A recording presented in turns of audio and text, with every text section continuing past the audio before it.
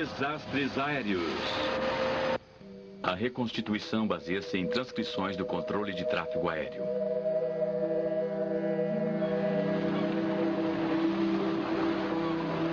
Em 1998, ao largo da costa leste do Canadá, um moderno jato de passageiros de uma das melhores empresas aéreas do mundo está em chamas a 33 mil pés.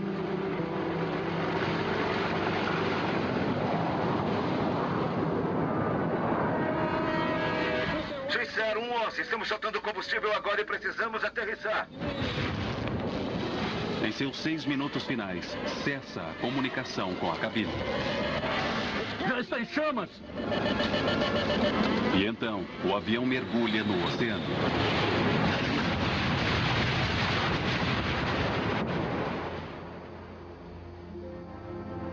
...229 pessoas estão mortas. O que provocou o fogo é um mistério. Muitas das embarcações vinculadas à Marinha Canadense que estavam no local disseram estar encontrando corpos e faziam repetir os pedidos de mais sacos para os corpos e para que eles fossem removidos. Agora, depois de uma das maiores investigações na história da aviação, a história completa por trás da perda do voo 111 da Swissair pode finalmente ser contada. Um chamado de alerta para toda a indústria aeronáutica, para se ter certeza de que o que ocorreu a bordo do Swissair nunca volte a acontecer. Swissair.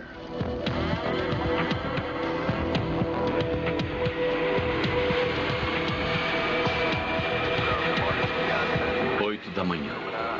2 de setembro de 1998, o voo 111 da Swissair se prepara para deixar o aeroporto internacional JFK em Nova York em direção a Genebra, Suíça. O avião é um McDonnell Douglas 11, ou MD-11, um modelo primeiramente desenvolvido em 1986 como uma versão moderna automatizada do obsoleto DC-10. É considerado um dos mais confiáveis grandes jatos de passageiros nos céus. E os pilotos da Swissair estão entre os mais bem treinados do mundo. Certo, vamos começar o checklist. Motor anti-gelo? Não necessário. Positivo, não necessário. Auto-brakes? Os pilotos da Swissair 111 são o capitão Urs Zimmermann e o primeiro oficial Stefan Loeb. 111, mantenha 31 esquerda. Zimmermann propiciava uma atmosfera tranquila na cabine, mas é também conhecido por sua firmeza em seguir tudo à risca. Quando não está voando, ele treina pilotos para a Empresa Aérea Nacional da Suíça. Checklist de decolagem, flaps, slaps, flaps ajustados a 15 graus. Ajuste 15 graus.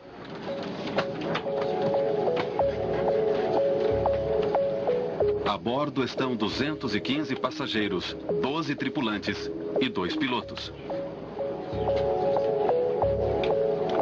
A maioria dos passageiros são franceses, americanos ou suíços. Entre eles está Stephanie Shaw, 23 anos, de volta à casa de seus pais em Genebra. Stephanie era afortunada de várias maneiras. Ela era fisicamente muito atraente. Era uma garota inteligente. O motivo de ter ido para Nova York foi o fato de ter sido convidada a se tornar membro do Fórum Econômico Mundial sediado em Genebra, e ela queria fazer essa viagem antes de assumir. Ela era um encanto, realmente um encanto. 8h18 da noite. Swissair 111, pronto para decolar. Pronto para decolagem? Positivo, Swissair 111. Por medida de segurança, os pilotos do Swissair empurram juntos os aceleradores para garantir que nenhum dos pilotos sozinho possa comprometer uma decolagem. B2. O voo 111 da Swissair deixa a pista, traçando seu rumo a nordeste, em direção ao vasto Atlântico. Nos primeiros 15 minutos após a decolagem, não há comunicação do Swissair 111.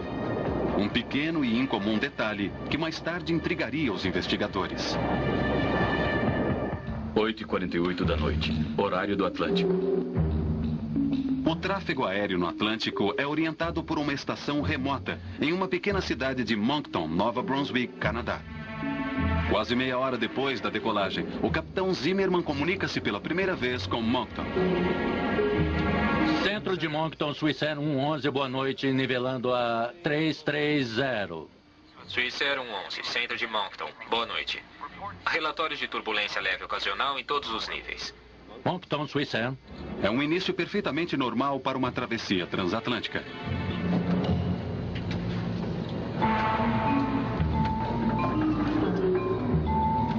Na primeira classe, os passageiros do Swissair estão entre os primeiros do mundo a ter uma rede de entretenimento personalizada. Embora hoje comum, o sistema é uma inovação em 1998.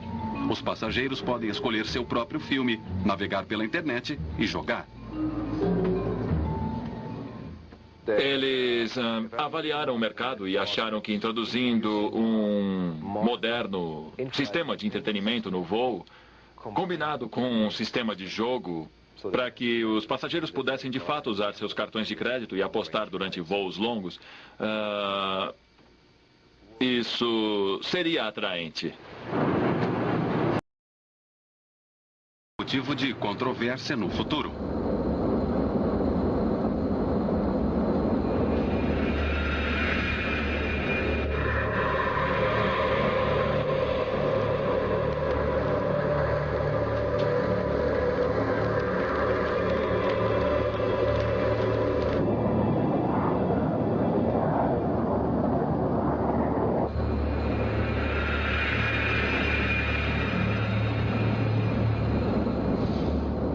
Está sentindo o cheiro?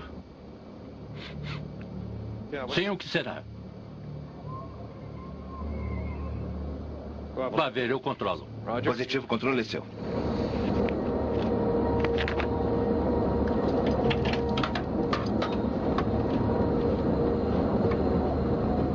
O primeiro oficial Lowe investiga a área próxima à passagem do ar-condicionado. Sinais de fumaça inofensiva saindo dos sistemas de ar-condicionado são comuns em jatos comerciais.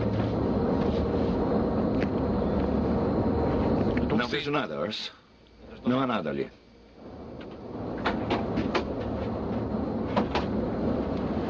Me chamou, capitão? Estávamos certos de ter sentido cheiro de fumaça alguns segundos. Sente alguma coisa?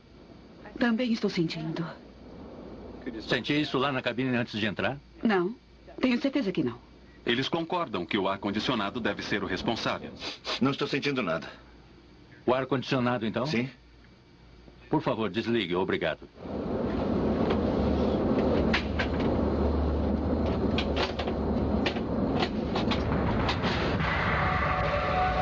Por trás do painel lacrado, os pilotos não conseguem ver que o problema é menos de 45 minutos depois da fumaça desaparecer na cabine do Swissair 111. Ela está de volta.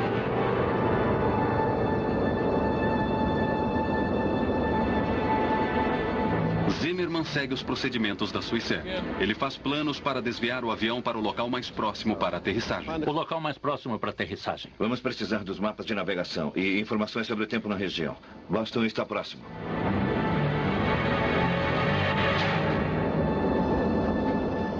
Não está nada bom lá em cima.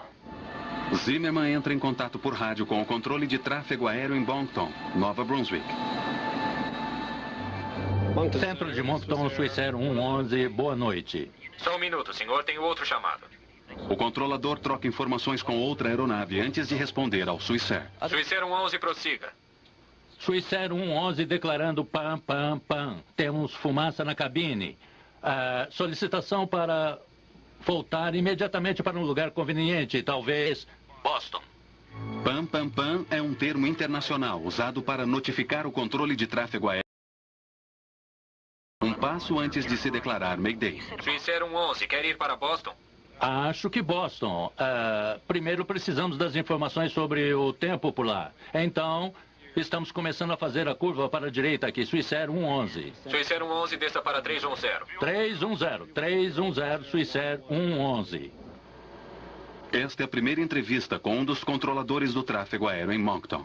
Meu nome é Bill Pickrell e em setembro de 1998, 2 de setembro de 1998, eu era um dos dois controladores do terminal de Halifax no turno da noite.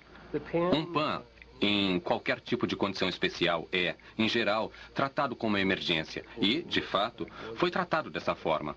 A aeronave recebeu prioridade imediata e o supervisor entrou em contato com a central de coordenação de resgate.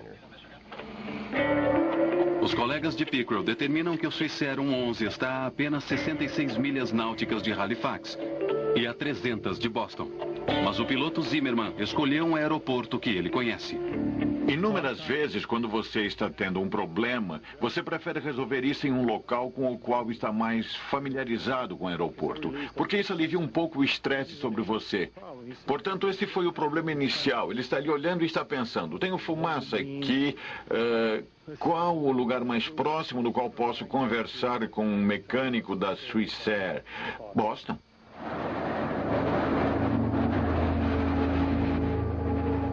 Swissair 111, centro. Swissair 111, prossiga. Não prefere ir para Halifax?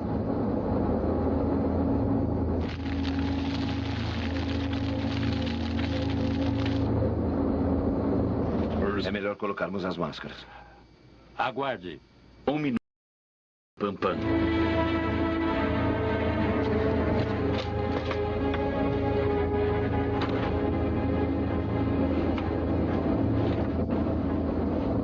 Percebendo sua posição, Zimmerman resolve que Halifax é sua melhor opção.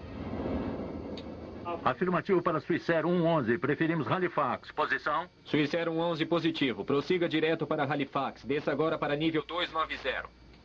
Nível 290 para Halifax, Swissair 111. O controlador passa para outra aeronave. Sua jurisdição são voos de alta altitude. Como o Swissair está descendo para Halifax, ele transfere a responsabilidade para o controlador Bill Pickrell. Naquele ponto, tudo estava normal. Eu dei ao piloto Bill uma... Pickrell. Naquele ponto, tudo estava normal. Eu dei ao piloto uma descida inicial e ele solicitou ficar a uma altitude intermediária para ter a cabine preparada para a aterrissagem. E eu entendi que precisavam guardar bandejas de jantar e essas coisas. Era uma indicação para mim que, se por um lado a sua situação era incomum, eles não a estavam considerando como uma emergência naquele momento. Cuidado com a velocidade, não desça tão rápido. Entendido. 4 minutos depois do pam, pam, pam. Sim, capitão. Temos fumaça aqui na cabine. Prepare os passageiros para a aterrissagem. Estaremos pousando em Halifax em 20 minutos. Vou começar agora um checklist. Sim, capitão. Zimmerman possui 2 checklists para fumaça na cabine do piloto. Para completar, ambas levaria 20 minutos. Essa é a política da empresa. Continua a descida para Halifax. 5 minutos depois do pam, pam, pam. Stefan, cuide do rádio enquanto eu completo esse checklist. Certo. Swissair 111. Entendido. O Swissair 111 está agora a cerca de 25 mil pés. Pickrell os aconselha a descer a 3 mil pés. Mas o primeiro oficial Lowe diz preferir voar a 8 mil. Até que a cabine dos passageiros esteja pronta, sua decisão de permanecer alto enfatiza o sentido de controle na cabine do piloto. Swissair 111, prossiga. Na minha opinião, dava toda a impressão inicial de que deveria ser uma operação bastante simples. Presumindo-se que tudo acontecera normalmente, a aeronave exigiria um mínimo de controle até chegar a Halifax. Swissair 111, você pode descer para 3 ou estabilizar a uma altitude mais próxima. Nivelar para uma altitude imediata, se desejar. Mas Pickrell está preocupado com o fato da aeronave não estar descendo rápido o suficiente. Parecia que a aeronave teria estado um pouco alta e eu queria ter certeza de que os pilotos estavam cientes da distância que estavam do aeroporto, quantas milhas teriam de voar, para que pudessem decidir sobre sua aterrissagem e resolver então o que queriam fazer. Positivo. No momento descemos para 8 mil pés e estaremos a qualquer momento prontos para 3 mil. Eu mantenho informado. Certo, eu posso vetoriar você para a pista. Entendido. Vetor para 6 estará bem. Swissair 111. Swissair 111 positivo, vire à esquerda a 030. Em direção à esquerda 030. Swissair 111. 6 minutos depois do Pam Pam Pam.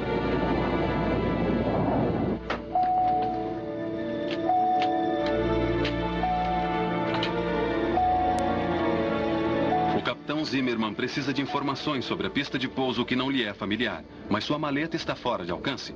Ele pede a comissária para ajudá-lo. Pois não, capitão? Só 2 minutos. Preciso da maleta com os mapas de aproximação.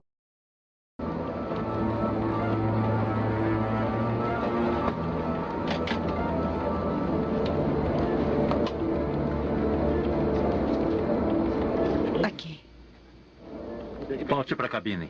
Sim, capitão.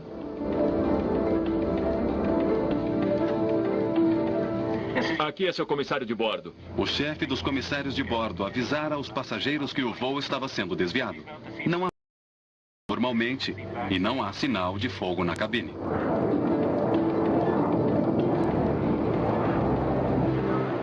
Swiss Air 111, a frequência do localizador é 1099.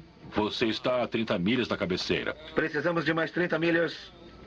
Mas ainda a mais de 20 mil pés, o Swiss Air 111 está alto demais para fazer uma aterrissagem em 30 milhas. A frequência é de 1099 para o localizador. Entendido, 1099. E estamos virando à esquerda em direção norte. Swiss Air 111. Precisamos soltar combustível. Positivo. Até então, as comunicações com o Swiss Air estiveram calmas. Ainda assim, o centro de Moncton inicia procedimentos de emergência no aeroporto de Halifax. 10h21 da noite. Preparando a equipe em terra para a aterrissagem do Swiss Air 111, Pickrell procura obter mais informações com os pilotos. Swiss Air 111, quando tiver tempo, pode me passar o número de pessoas a bordo e o seu combustível, por favor, para o serviço de emergência. Positivo. Neste momento, o combustível a bordo é de 230 toneladas. Precisamos soltar um pouco de combustível. Podemos fazer isso nessa área durante a descida? Pickrell fica surpreso ao saber tão tarde que o Swiss Air 111 precisa soltar combustível. Naquele momento, a situação ficou complicada. Na verdade, transmissão depois daquela, a situação ficava cada vez mais complicada. Pickrell considera suas opções de um lugar seguro que não leve a aeronave para muito longe de Halifax. Ele resolve direcionar a aeronave sobre a Baía de St. Margaret, a cerca de 30 milhas do aeroporto. Soltar combustível é procedimento padrão. Um jato de passageiros totalmente cheio de combustível é pesado demais e poderia se partir na aterrissagem. Mas o copiloto Lowe pergunta, se dada a situação, eles não devem deixar de lado o regulamento? Ele quer que viremos para o sul. O que acha de não soltarmos o combustível e aterrissar? Não, solte-o. Muito bem, estamos prontos para curvar à esquerda ou direita para soltar. Eu iniciei o vetor de volta à Baía de St. Margaret para que ele avançasse naquela direção. Ele me indicou mais uma vez que a situação a bordo não era crítica. Na verdade, ele tinha mesmo tempo para voltar e soltar seu combustível sobre a água. Swiss Air 111, positivo. Curve à esquerda em direção à proa 200 e avise quando estiver pronto para soltar. Ainda tem 10 milhas até que esteja fora da costa e você ainda estará a cerca de 25 milhas do aeroporto. Positivo. Estamos curvando à esquerda 200. E nesse caso estamos descendo para apenas 10 mil pés para soltar combustível. Entendido. Mantenha 10 mil. Eu avisarei quando estiverem sobre a água e isso será muito em breve. Positivo. Está no checklist de emergência para fumaça no ar-condicionado? Sim. Swiss Air 111, repita, por favor. Desculpe, isso não foi para você. Swiss Air 111 foi uma pergunta interna. Certo. Velocidade diminuindo para menos 306. Estabilizando? Apenas conduz a aeronave como achar adequado, Stefan. Swiss Air 111, continue à esquerda em direção a 180. Você estará fora da costa em cerca de 15 milhas. Entendido. Em direção à esquerda 180. Positivo. Swiss Air 111, mantendo a 10 mil pés. Positivo. Cabin bus desligado. Cabin bus desligado, entendido? O cabin bus apaga todas as luzes no avião. É um indicador para os passageiros de que alguma coisa está errada. Mas não chega a ser alarmante. Senhoras e senhores, temos uma temporada... 9 minutos depois do Pam Pam Por Pam. favor, fiquem calmos. A tripulação logo trará lanternas para a aterrissagem. Apesar da cabine do piloto estar cheia de fumaça, ainda não há fumaça na área dos passageiros.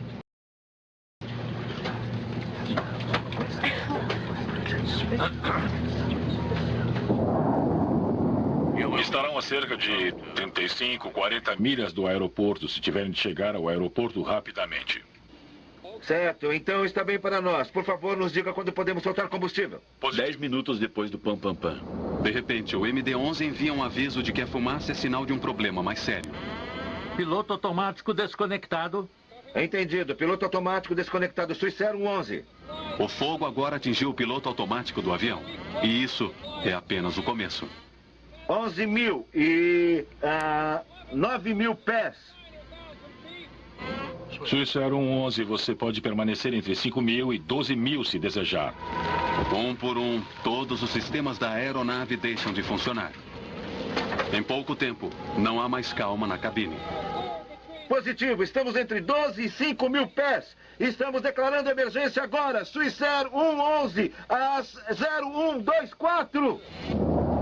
Os dois pilotos falam ao mesmo tempo. Com outras distrações na sala de controle, Pickrell é incapaz de ouvir uma transmissão crítica. A declaração de Lowe de que precisam aterrissar imediatamente. Estamos soltando combustível. Precisamos pousar imediatamente. Swiss Air 111 apenas mais algumas milhas e eu estarei com vocês. Positivo. Estamos declarando emergência. Swiss Air 111. Perder essa transmissão é um momento que Bill Pickrell revive hoje. Não creio que esse seja um sentimento que você possa descrever adequadamente. Eu me lembro de recordar os acontecimentos daquela noite milhares de vezes, para avaliar se havia mais alguma coisa que eu poderia ter feito, ou se teria havido algum erro que eu pudesse ter cometido, ou se eu teria de alguma forma contribuído para isso. E, finalmente, consegui chegar ao ponto de perceber que não havia nada que eu pudesse ter feito, que tudo que podia ser feito fora feito. Agora não há nada a fazer senão esperar.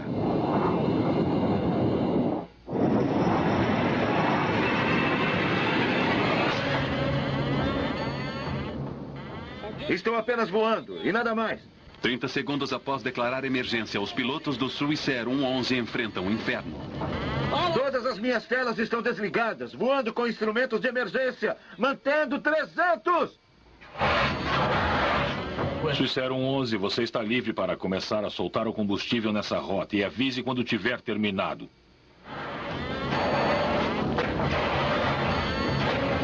Swiss Air 111, você está livre para começar a soltar o combustível.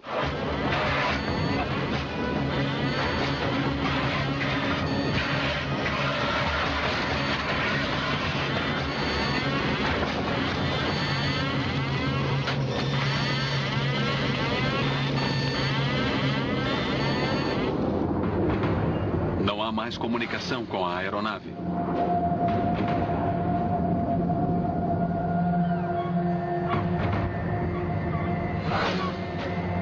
Seis minutos depois, os moradores de Peggs Cove ouvem uma explosão ensurdecedora.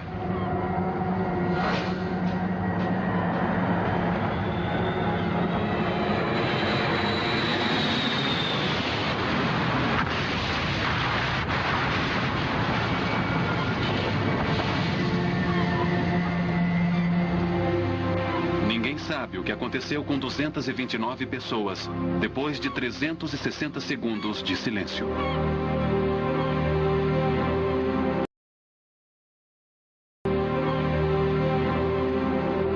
Depois de 360 segundos de silêncio.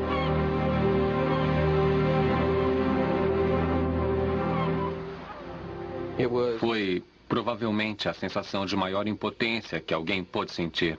Não ser capaz de fazer nada e apenas ficar sentado observando aquele ponto e esperar que ele volte para o aeroporto.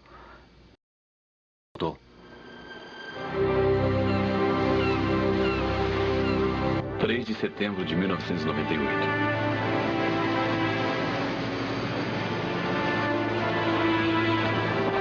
Na manhã seguinte, a equipe de resgate vislumbra os terríveis restos do Swiss Air 111.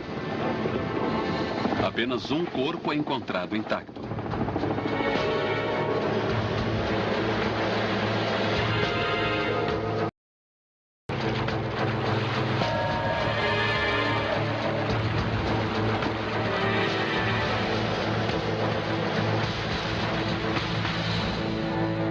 Em Genebra, Ian Shaw tem uma premonição sobre sua filha Stephanie, de 23 anos.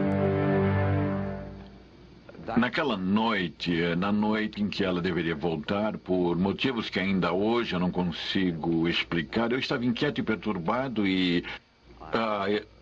eu fui dormir cedo e me levantei enquanto minha esposa ainda estava acordada e perguntei se ela tinha notícias de Stephanie. Ela disse que não esperava receber notícias de Stephanie. Sabíamos que ela estava vindo naquele avião e ela esperava que eu a fosse buscar no aeroporto. Eu acordei por volta das 6 horas, horário de Genebra, e na televisão havia uma notícia sobre o acidente do Swissair 111. E eu percebi que tínhamos perdido nossa filha. A Secretaria de Segurança de Transporte do Canadá inicia que será a maior investigação de um desastre na história da nação. Eles sabem apenas que havia fogo na cabine do Swissair 111, mas o que o provocara permanece um mistério.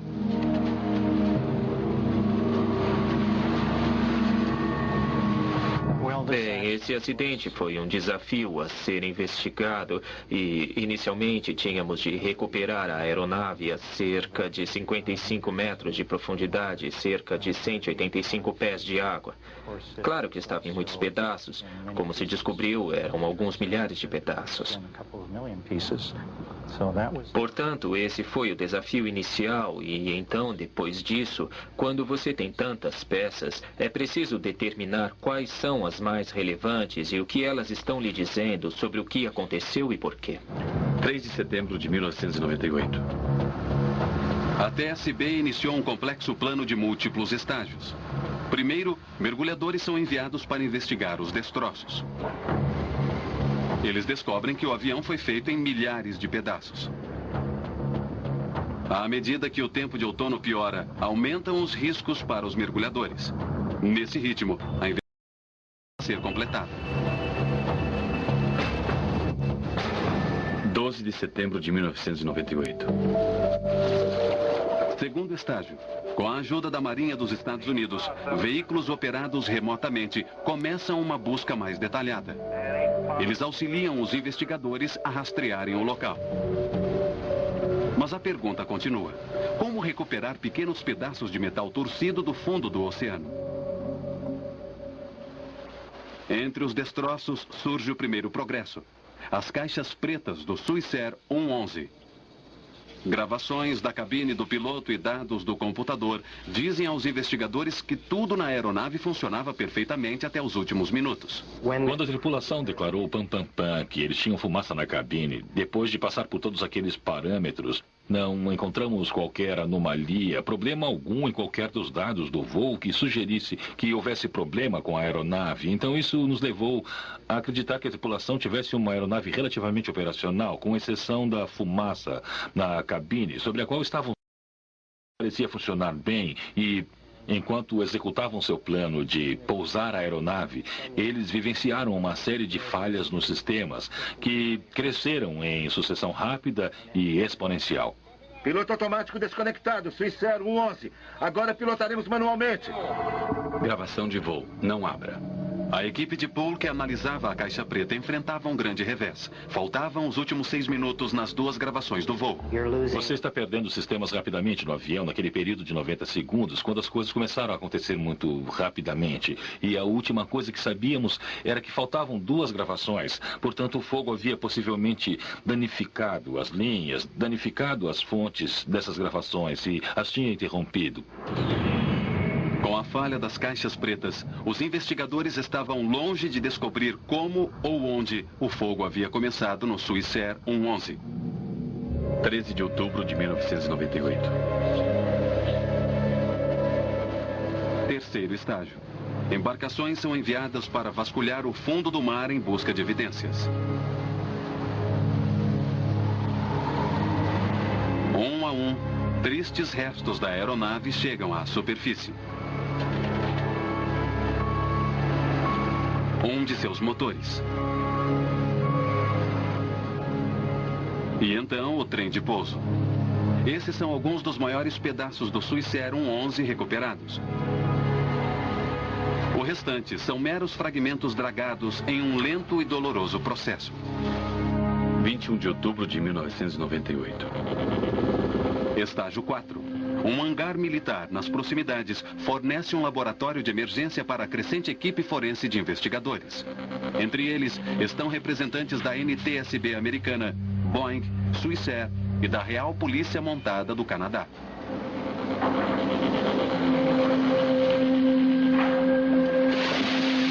Pedaços do Swissair 111 chegam por caminhão e são selecionados e analisados. Logo, o hangar estava com sua capacidade máxima e com o maior quebra-cabeças na história da NTSB. Como um incêndio aparentemente pequeno na cabine do piloto, de repente se transformou em uma catástrofe.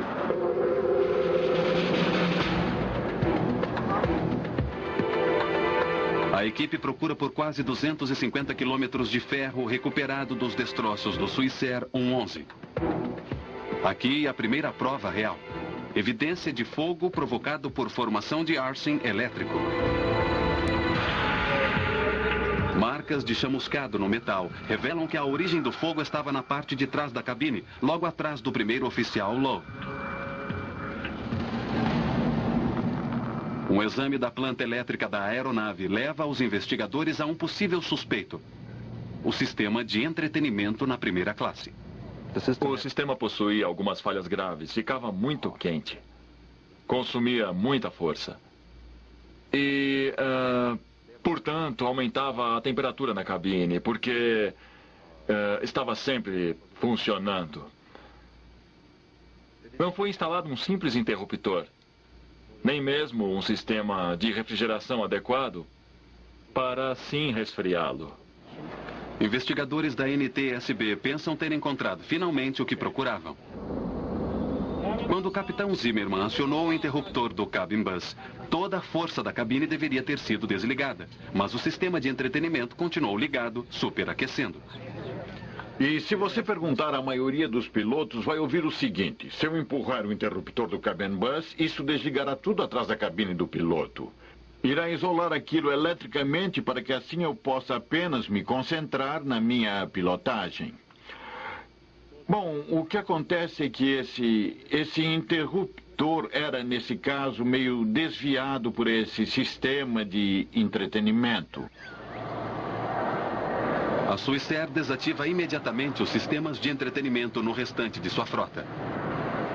Mas a NTSB conclui que o mistério não está solucionado.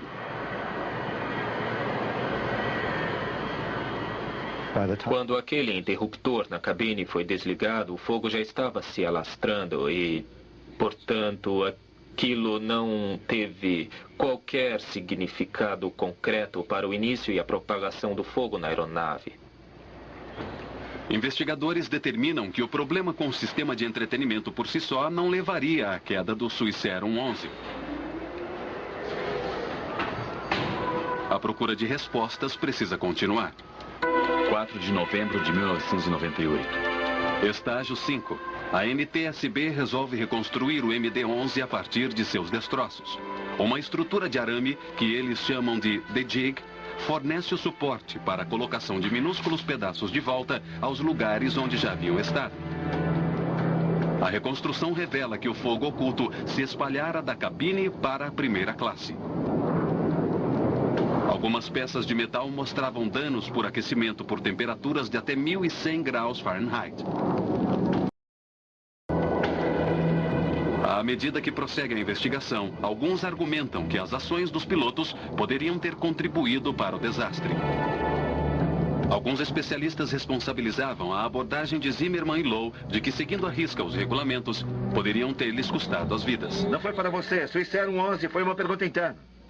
Alguns operadores enfatizam, logo nos primeiros estágios, aterrissar assim que possível. E aí, então, se der tempo, fazer o checklist.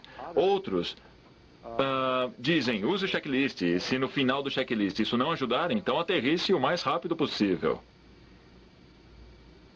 Bastante contraditório em relação a quando aspirantes aprendem logo de início que sempre que houver fogo, você tem um incêndio, e incêndio significa aterrissagem rápida.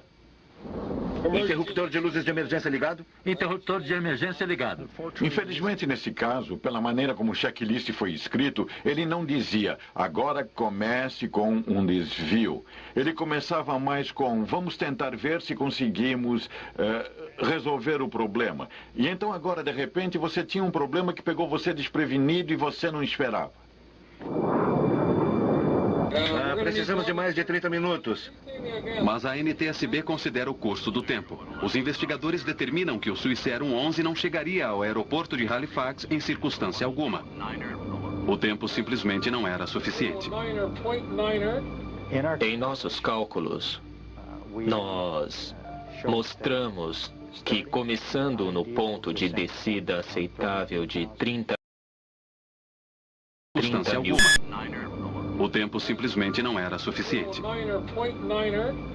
Em nossos cálculos, nós mostramos que, começando no ponto de descida aceitável de 30 mil pés, por volta das 10h14 daquela noite, levaria cerca de 13 minutos para que o avião pousasse, o que nos levaria para as 10h27. Por volta das 10h24, os sistemas da aeronave estavam começando a falhar. Por isso, acreditamos que, naquelas circunstâncias, a tripulação não teria sido capaz de aterrissar o avião com sucesso naquelas condições com o tempo de que dispunham. Seja o que for que tenha provocado o fogo no Swissair 111, ocorreu em uma velocidade letal. O mistério permanece. De 1999. Um ano se passa e então outra operação ambiciosa tem início.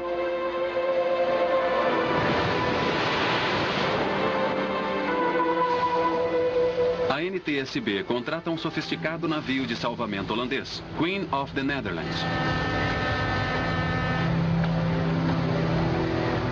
A embarcação é equipada com um gigante sistema de vácuo capaz de dragar até os menores pedaços do Swissair 111 do fundo do oceano.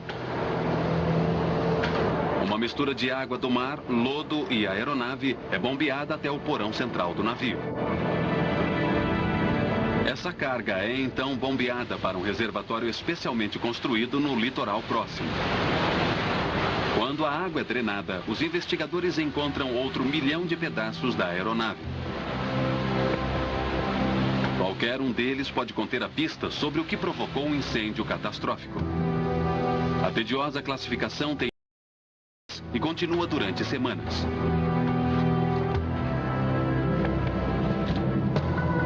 Novembro de 1999. Finalmente, depois de 15 meses, eles encontram o que procuravam: um cabo com falha.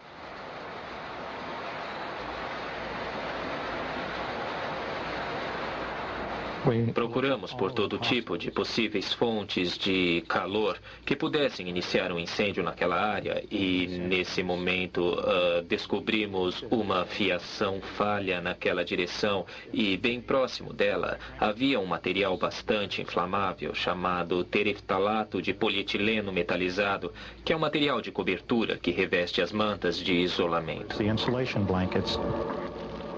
As mantas de isolamento que revestem o MD-11 são comuns em aeronaves comerciais no mundo todo. Elas passaram pelos testes de inflamabilidade da indústria, que exigem materiais que se autoextingam depois de um período razoável de tempo.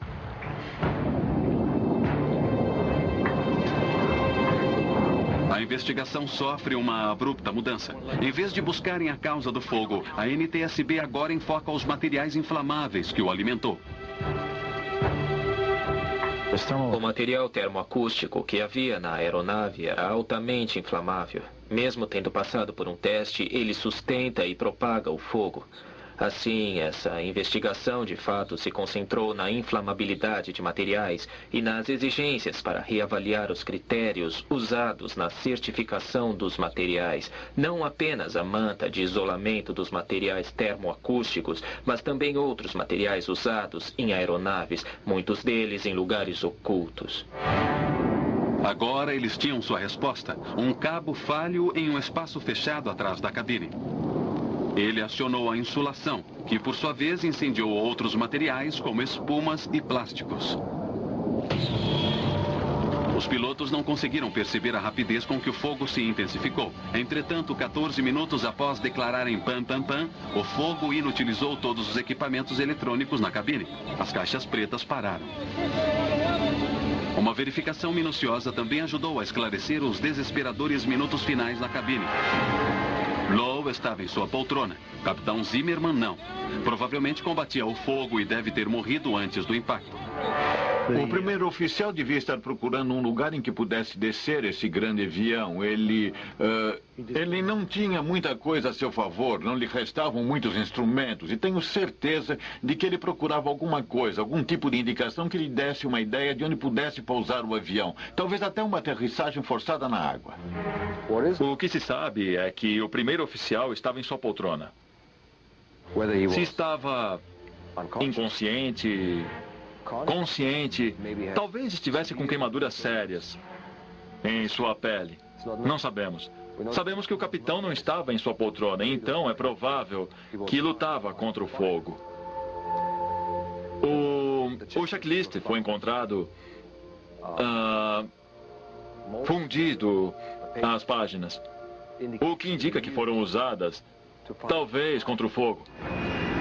Às 10h30, Lowe desligou o motor 2. Os investigadores determinaram que ele deve ter recebido um aviso de que o motor estava em chamas. Isso provou de maneira perturbadora que Lowe estava vivo 1 minuto antes do impacto.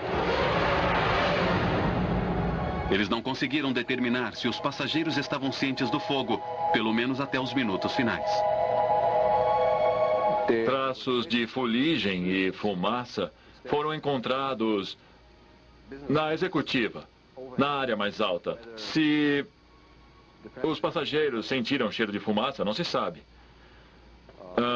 O DNA mostrou que não havia resíduos em seus corpos. A aeronave atinge a água com força de 350 Gs.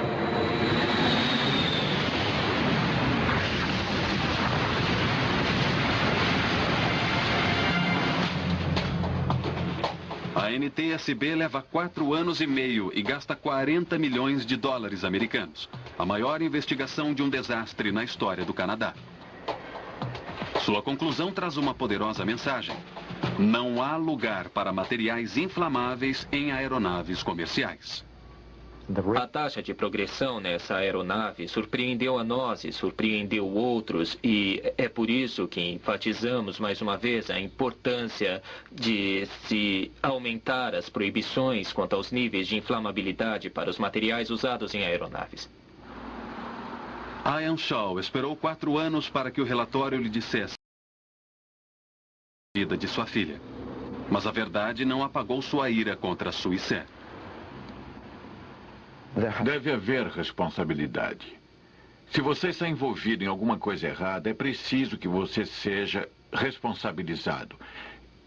E você precisa assumir sua responsabilidade ou estará se escondendo.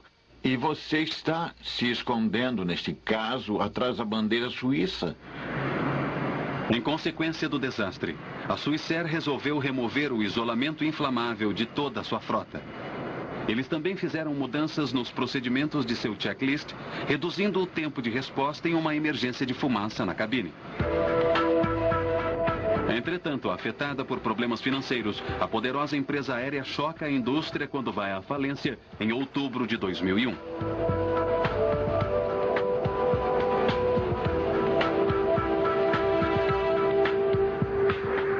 O isolamento inflamável que colocou Swissair em chamas permanece presente em 2/3 das aeronaves comerciais hoje, mas não por muito mais tempo.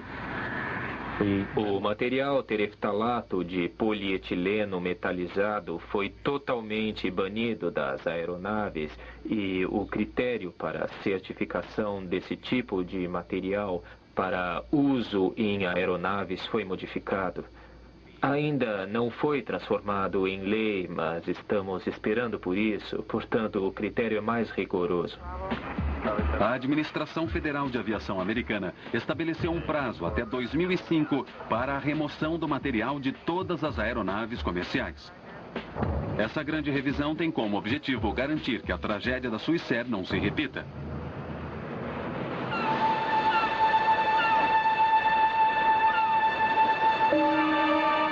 Para Ian Shaw, a perda de sua filha, súbita e violentamente, deixou uma cicatriz emocional permanente. Ele deixou sua mulher e seus bens em Genebra. E hoje cuida de um modesto restaurante em Nova Escócia, com vista para o mar, onde sua filha morreu. Por que eu viria para este lugar em especial, na Nova Escócia? Muitas pessoas disseram, sim, nós entendemos perfeitamente, você quer ficar perto da sua filha, do local do acidente, mas não é por isso que eu estou aqui. A Swissair tirou de mim qualquer possibilidade de proximidade com minha filha. E eu encontrei conforto na presença do eterno oceano. O oceano que vem e vai por muitos, muitos, muitos milhares e milhões de anos. Eu vim para cá porque eu tive que vir. Eu não posso lhe dar uma explicação totalmente... Eu vim para cá. Só posso lhe dizer que estou no lugar certo por motivos errados.